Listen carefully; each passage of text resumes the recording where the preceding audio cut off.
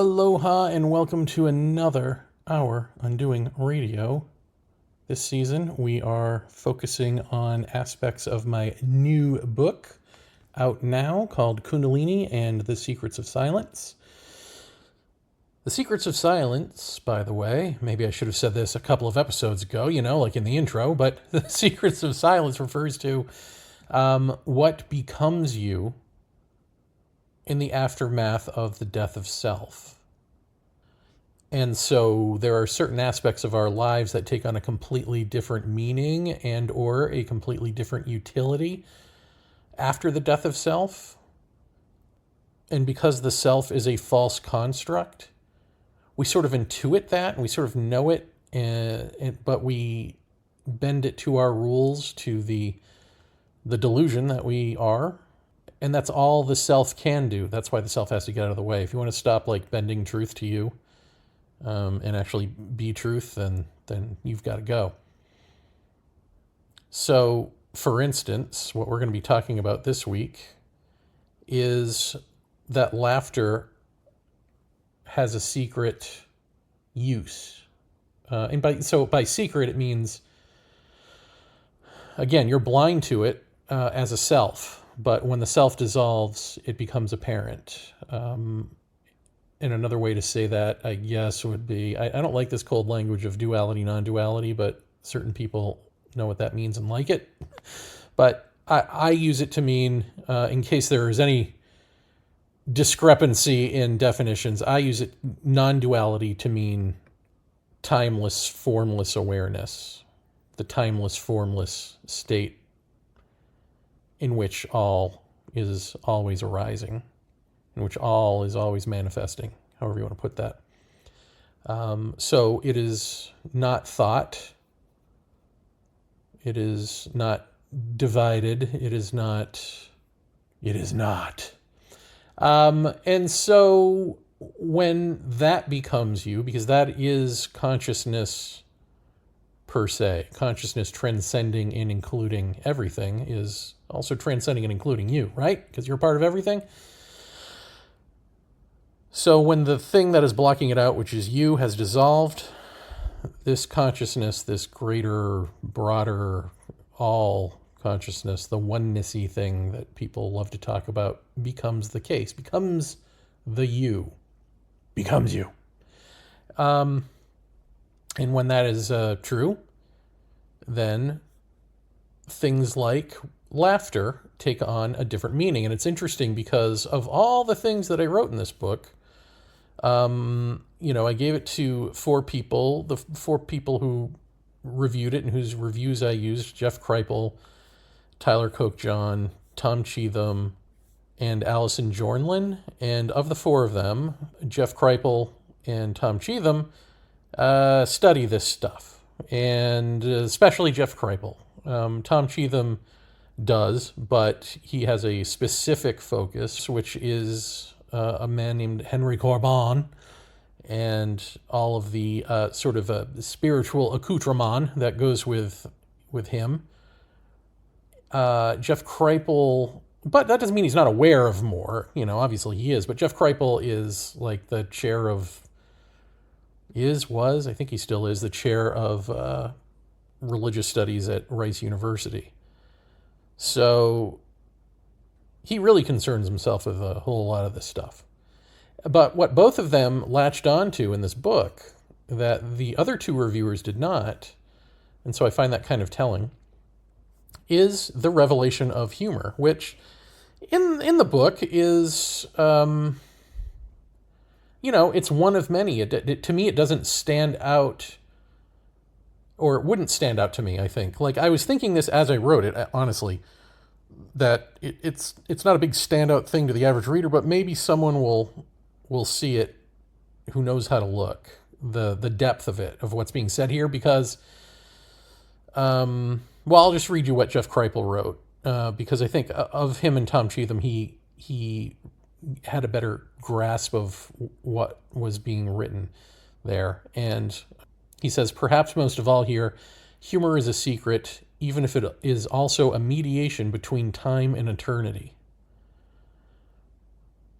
So that is the secret, that it's a mediation between time and eternity. And the reason that that's a big deal for religious scholars, or would be if they believed it, is that it is the answer, or at least a answer, to the riddle of how does one who is non-dually awake juggle the two minds that they find themselves in. The one mind is the relative mind of being alive and being human and seeing the suffering and feeling the suffering of everyone.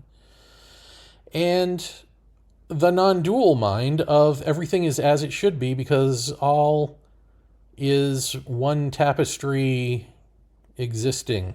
The state of isness includes this suffering that we all feel we're going through, but in the big picture, it's just a part of this picture. It's a necessary part, so one is sort of impersonal and aloof, and the other one is in it. And what do you do with that? Like, how do you mediate between those two minds? And in fact, let me just, I'm going to play a little bit here from integral philosopher extraordinaire Ken Wilber. This is from a short video clip that Integral Life put out on YouTube called Hurts More, Bothers You Less. And it's a Q&A between Ken Wilber and an audience member. And the audience member is asking about this. Like, why do you care? Like, once you've hit non-duality, why do you care about what happens in the world? Kind of thing. And I'll just play you a portion of that, and then we'll have a talk about it. Ken will be talking in terms of big mind, big heart, and the relative and the absolute. So here we go. And so how do you have big mind, big heart really continue to permeate the individuality that you are? And the great traditions are always wrestling, both with how to realize that and how to make it really concrete in people's lives. And there's, in the Zen tradition, which Big Mind will also go into, or Tozan's ranks, for example, which are really a way of talking about absolute and relative and how do they fit together. And in your own actual feelings, there's this extraordinary balancing between two very apparently contradictory currents. And in my own awareness, they tend to take this form. They take 100 forms because they never go away. One is that the more awakened you become, the more evolved you become, the more you actually feel samsara, and the more painful it becomes. And so the pain increases the more you understand that. And also there's a certain, the positive emotions are just, the happiness gets happier and so on. But I want to stick to the painful side of the street. That doesn't go away. You become so sensitive, you can feel everything that's arising for everybody. In this room right now, you can feel 50 or 60 points of awareness and all of the pain and suffering that is inherent in any limited point of view. And all of that becomes something that you taste and that you feel constantly. And that's on the relative side. And then on the absolute side, so on the relative side, the pain increases. It hurts more. But on the absolute side, it bothers you less. And they're both true. And getting that paradox together is part of the whole way that you wrestle with these things. And so there's a great freedom from all of the suffering that you feel much, much more intensely. And it really, sometimes you can ricochet back and forth between the two. I don't know anybody who has simply resolved that. And I don't think you're supposed to. And I think the people that do are just playing on one side or the other side of that street. And we have to give ourselves plenty of room to both feel absolute perfection in everything that's arising, and yet see one person starving, and you will start crying so hard it will kill you. And if you're not doing both, you're doing something wrong. And that's the extraordinary thing about that. So of course you want to work to alleviate suffering. And you want to work to alleviate hunger. But on the absolute side, the analogy is if you're in a dream at night and there are thousands of people starving, There are two ways you can stop their hunger. One is in the dream, you can try to feed them all. Or the second is you can wake up. And that will end their suffering immediately. But they're both right. They're both true. And so playing both of those is what's so extraordinary. And I think that, like you say, I don't know anybody that's really resolved that paradox. And I think there are two great archetypes of the awakened soul on this planet. And I think that they both speak to us very strongly. And I don't want to say that one belongs to the East or to the West, because you can find them in both. But one is classically thought of as the awakened Buddha, who is at peace and has found a way off the wheel of suffering. The other is the Christ figure, who recognizes the intersection of the human and the divine and suffers enormously for that realization. And the epitome of the truth of that intersection is the Passion on the cross. I think it's very interesting it's called the Passion, because you will passionately be upset at every piece of suffering that arises. It will tear you apart. And the Bodhisattva vow is to engage that suffering without ever turning away. And again, it hurts more and bothers you less. There's a great perfection about it all, and they're both true. But I think it's very, very important to honor both sides of the street on that. Okay, well, let's unpack that a bit. Listening to that was actually what gave me the chapter on laughter, the little aha moment. I mean, it wasn't even really an aha moment for me. It was more like oh, I know the answer to that. And it's laughter, the answer to the paradox, or at least one of them. And maybe this is the great big fat laughing Buddha. I don't know. Is there a second Buddha, third archetype for waking up? But the thing is, in that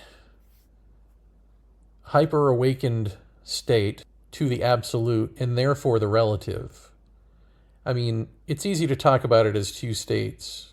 From our perspective, from duality, non-duality is another state. From non-duality's point of view, all states exist within non-duality. And I think there's, on all levels, there is just always this even slightest hint, all levels of existence, I mean, hint of silliness or superfluousness that triggers the humor or engages the pulling back, into like, oh God, really? Like, this is seeing the ridiculousness of it all. Like, yes, there's death and war and serial killers and rape and, starvation and accidents that occur to good people and all sorts of terrible things, day-to-day things and big, broad things. But for me, at least, there's always this, it's like an elasticity. I can always be pulled back to not falling into despair over everything. Everyone else's hurt, my own hurt, whatever, hurt, period. The fact of hurt. By the fact of that everything is built on a sort of silliness. I mean, I don't know how to say. Well, let me give you an example. It's the things that I've talked about before. I'm going to tell you this, and I'm going to tell you is fiction. Like the fact that you can record on a tape recorder, on any recording device, a tape recorder, a record player, a CD, nothing, the cloud, into a microphone that goes nowhere, into a bunch of circuits. The mere fact that someone has figured out how to record how you sound, just how you sound, like sort of almost exactly how you sound, given the limitations of the ear You know, the limitations of the frequencies that we can hear and all that. Like, it's perfect for our ear. And we've invented that, not just in one invention, but several inventions, none of which look like each other. So it's almost as if it's superfluous what the object is. It's almost as if the inventor tried hard enough, they could probably invent a way to record how you sound exactly as you sound in a rock, in a piece of wood, you know? Like, if you put your mind to it, the invention will come to you. It's almost like it's superfluous because it's telling you that there is a superfluousness. And the superfluousness is that part which science can't answer, which is why. It can answer how things are happening. You can answer how it is that these mechanisms work to record sound. You can explain all that, and you can put it down, but you can't really say why it works. You can just say that it does. And it's the same thing with every last thing, from gravity to anything else. Well, you see the spin of the planet and the spin of the sun and the... It's like, yeah, but why should spinning do anything? Why should watering my garden, if I catch the light just right, create a little rainbow? Like, that little rainbow is supposed to make big rainbows in the sky less magical, because if you can just create it, then you can figure out how rainbows exist. But rainbows don't need to exist. Like, why any one thing over another, in other words? Why does any cause have any effect at all? It just does. It's kind of... So again, I come back to giggling about just like the ridiculousness of it.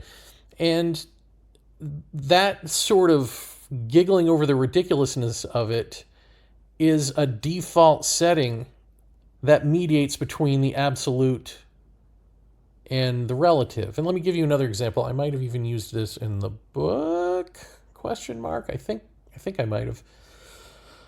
Either way, it works. And again, this gets to the fractal nature of laughter. Like, I mean, in the book, what I'm concentrating on, I guess I should say, is the myth of Kundalini, people writhing on the floor. There are these, you might not even know about this unless you are really a bored YouTuber like me, where you find, these congregations of fundamentalist evangelical Christians who are writhing on the floor laughing because their drunk-looking pastor is doing that and giving them permission to do that. And, of course, you look at this and just, you don't have to have a PhD in psychology to see that they're just being given permission to act out in a taboo way in public, because these are the most repressed people on earth.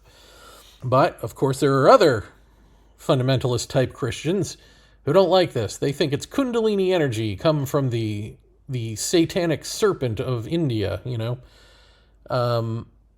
think that Kundalini is doing this. And it's not. And to any outsider who doesn't care about any of these things, it all looks stupid. Just ridiculous. But that ridiculousness works, obviously, because these people are going through this. Like, they took their cues from the pastor. Like, all this laughing stuff works because even though the pastor doesn't know from an experiential point of view what laughter is outside of selfless laughter, the selfless humor, there's an intuition that there's something more, and they're manipulating it and using it. And so, they call it holy laughter. So these are the types of things that we do. We manipulate truth. We manipulate the actions of the will of silence and the wisdom that is the intelligence of silence. We take that and we manipulate it to our own ends. We bring it into the dream, and we create a nightmare for people with it. That's what we do.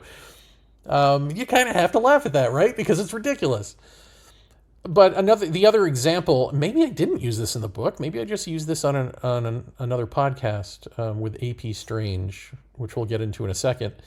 But I think there I had said the example of if you've ever counseled a friend or family member who's going through something terrible in their lives, a breakup, a job loss, a divorce, something, and they're confiding in you, and they're bawling their eyes out, and maybe you're both having a good cry over it. How does that end?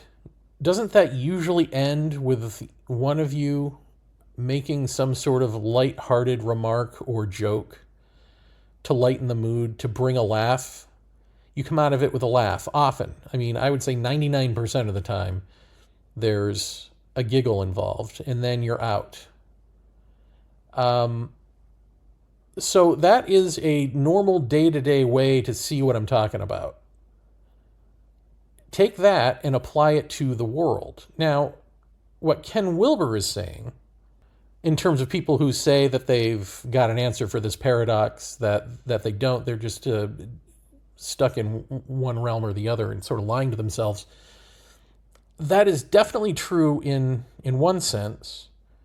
I think I've talked about this on this show. I definitely wrote about it, I think, in my first book, I Know Why the Aliens Don't Land, which is, I won't go through the whole thing, but just basically being in a store with someone in college, a girlfriend of one of my friends, and I couldn't stand her, she couldn't stand me, but we were in a store together, and she just walked past me, and I doubled over and took a knee. I felt all of her pain.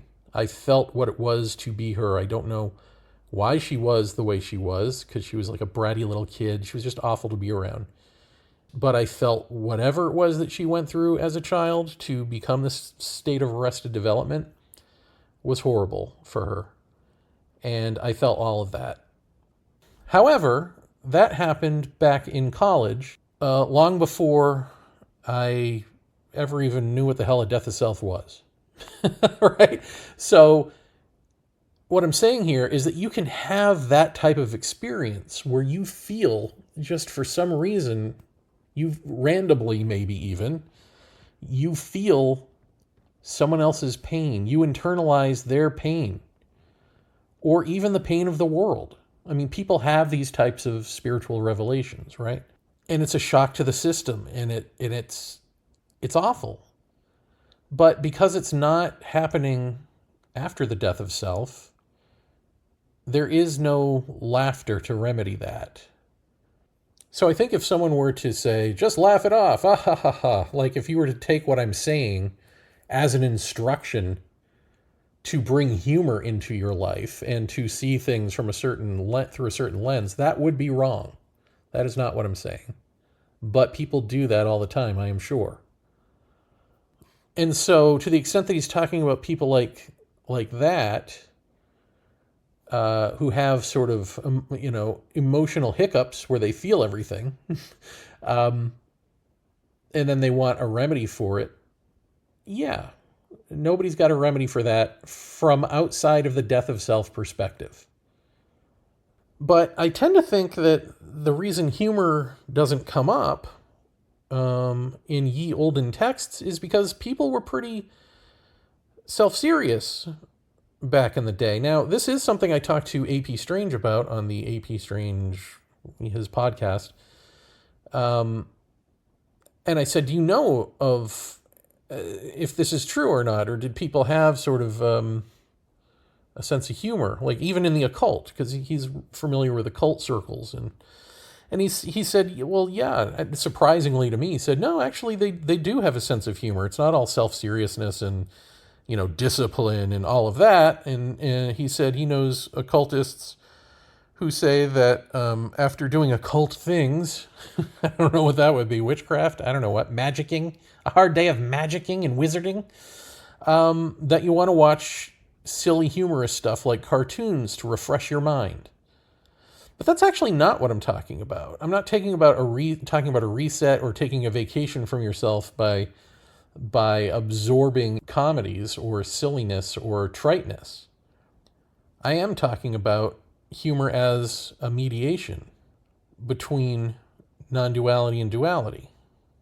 And it may just be, again, that people in ye olden days, these spiritual people, spirity types, awakened people, whatever, had a different understanding of humor. And a lot of them in some cultures are humorless, right? We know this. Not all of them. But to me, it's no wonder that there's not a light bulb going off in the head about non-duality and humor. For them, there might not have been an answer. Or maybe I'm not giving the universality of it enough credit, and maybe there was for a lot of people. Maybe that is why laughing Buddha statue is laughing. And maybe it's just certain types of people who are trained to only have, like even Ken Wilber in his integral stuff is like, it's picking paths. Like if you're trained along a path, and this is another point I make in the book, any of those paths are going to lead to a fulfillment if you do them right, if you are so disciplined and repetitious. But that it's a replica or it's a bastardization of truth. It's not the real, whatever they lead to. It can't be, because you have to die, not concentrate, not move along a path, not do steps, not breathe correctly.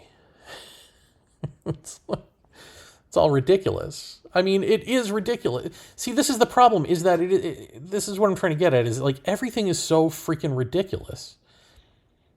And yet it's also like that doesn't negate the massive pain and sorrow that people feel.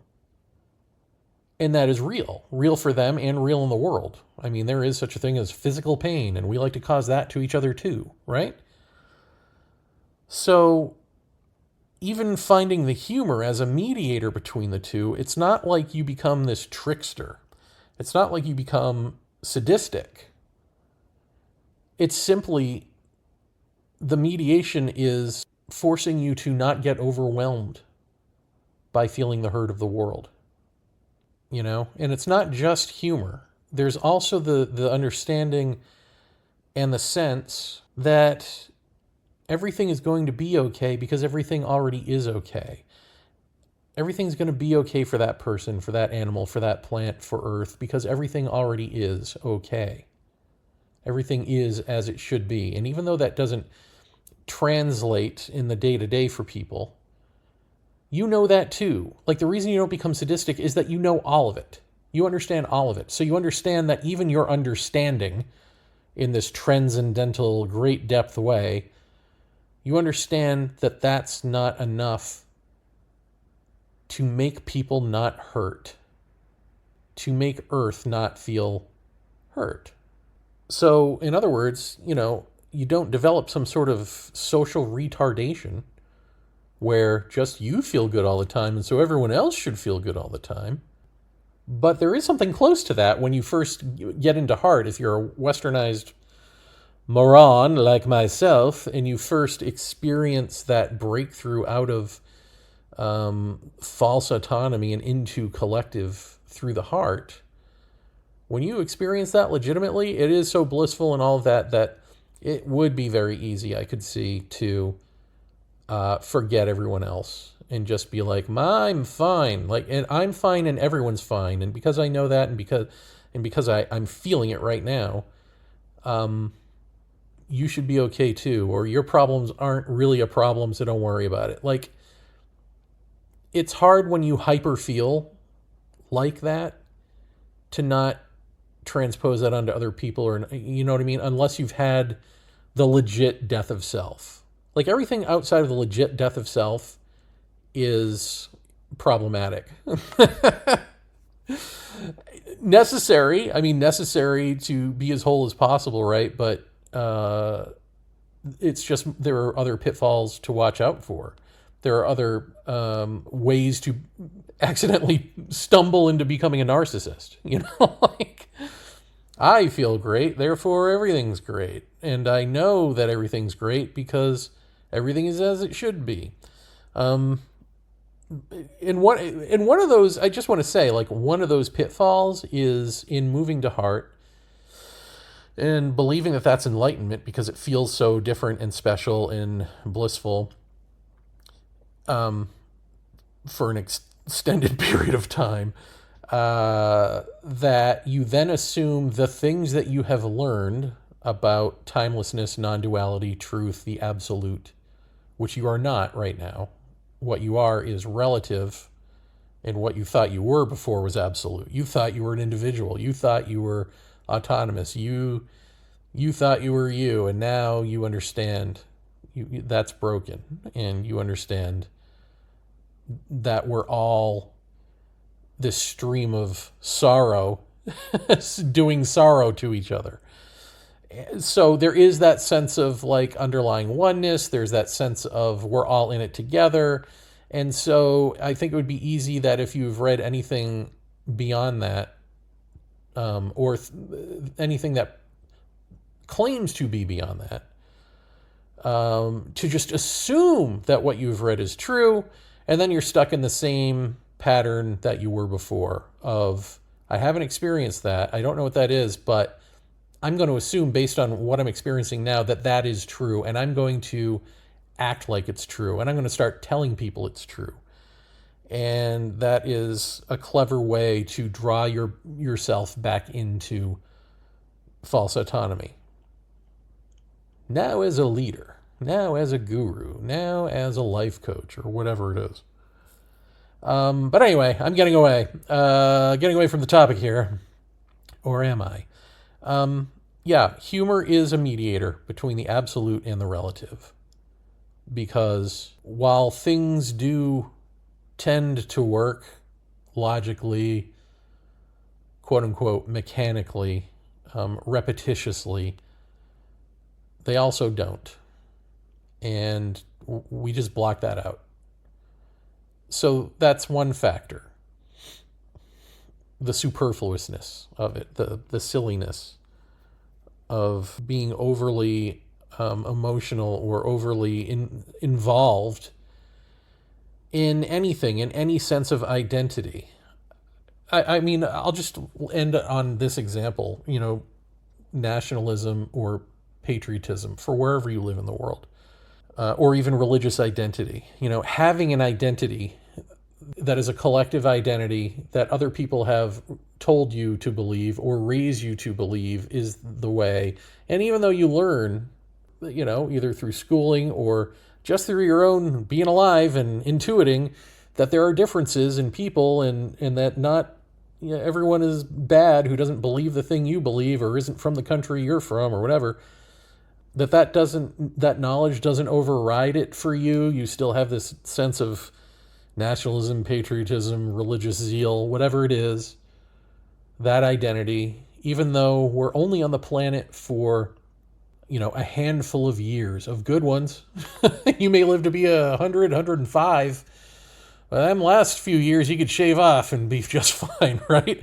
Like, say you've got, 70, 80, if you're lucky, if you live that long, quote unquote, good years to live. Do you really want to spend them identifying with something as small as a corporate driven vision of you as a consumer or a worker, right? Like, it's silly. And yet we fight and die for these things. We fight and die for wanting more crap, wanting oil to drive around. We do things like we're doing with AI, like we're not even having a public dialogue on whether artificial intelligence is good, bad, or indifferent for us. We're just being driven headlong into AI by corporations. It's just stupid, right? But this is what we do, and this is what we are. So, and that the reason that this is what we do and this is what we are is because we are delusional. So when you know all of that, and yet you have to live in that, and in some ways, to live in it, you have to be it, or at least play the part. Yeah, there's a humor there. There's a humor there because for such a one, and myself included, you can't fully 100% be invested in playing the character that you otherwise are invested in. And so even when I have arguments with my wife, even, like if we get into an argument, there's always some point where I'm going to just start making jokes that are completely inappropriate to the moment, and yet it's because the moment is inappropriate to life itself, to what a human being is. Like the arguing, the bickering, all of that feels important to both of us in the moment, but to me, it also doesn't at the exact same time. And thankfully, she puts up with that. Because I guess that could be rude, right?